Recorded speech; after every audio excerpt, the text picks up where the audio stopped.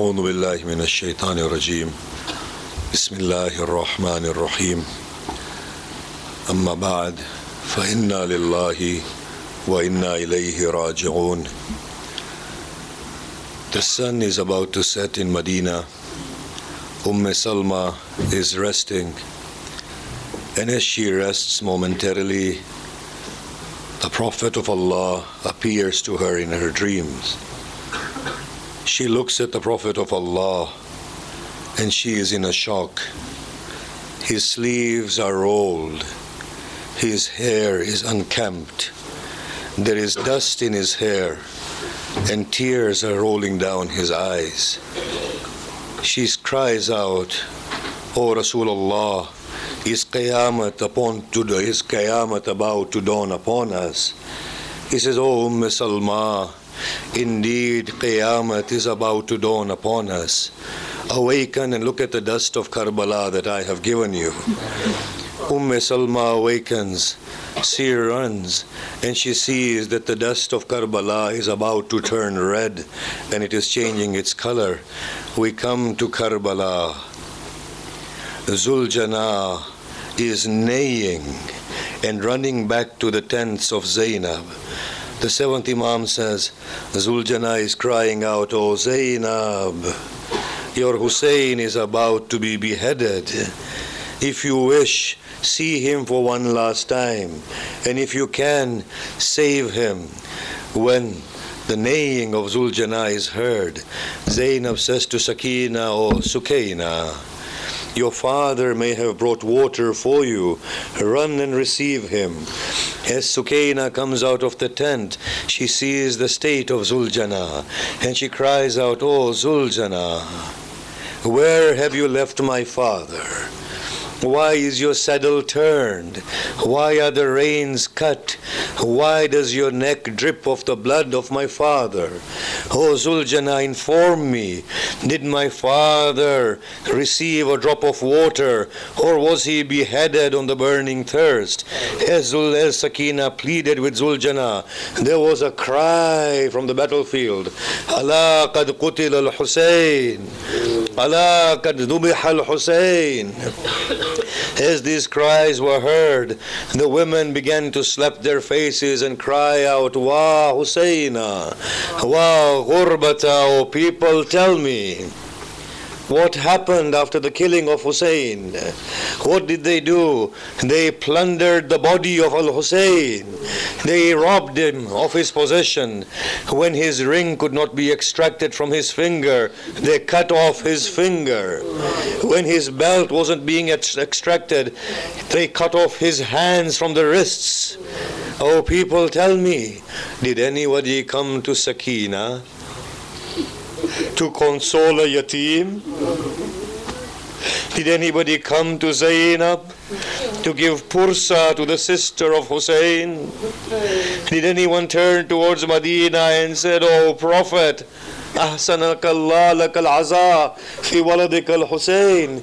No sooner had Hussein's head been raised on the end of a spear that the enemies, like wild beasts, made way for the tents of the daughters of Fatima. Plunder the belongings of the daughters of Fatima. Mercilessly they advanced within the tents. We have a riwayat that 4 to 5 little children got killed beneath the feet of the soldiers as they raided the tents.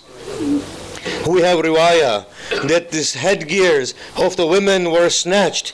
Even the belts and the clothes that they tied around their waists were snatched. Zainab says, "I saw either Shimr or Khawli looking at me. I ran, knowing full well that he intended to extract my veil."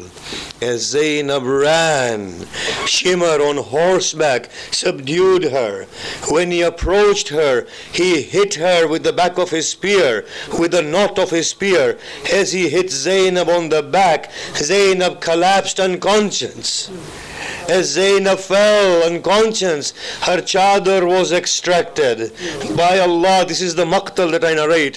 When her chadar was extracted, her face scarf became apparent. Her face scarf was extracted. When her face scarf was extracted, her earrings became apparent. He snatched off her earrings. When Zainab awoke, she saw Hussein's little child in front of her, with her ears and neck covered in blood.